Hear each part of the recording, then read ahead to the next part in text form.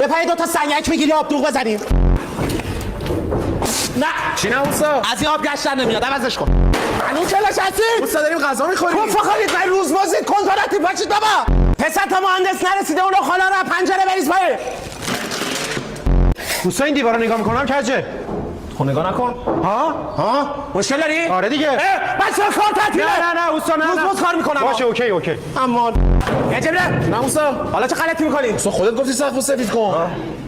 یاد خالی عشقم الان یه جا وایسادم کل استانبول زیر پامه. اوستا چرا خالی می‌بندی؟ استانبول زیر پامه دیگه تو اصلا گوه می‌خوری به حرف من گوش میدی. با یه گچ شده. اوستا مهندس گفت اون دیوار سفید نشه. مهندس گوه خورده. بچه فکر کلا 4 تا کتاب درس خونده. 40 سال اینجا گچ کشه. اوستا شما کلا 35 سالته. خوب دون در آوردی. چرا تیرچه نکنم ادلا دیوار ماله بکشم رود.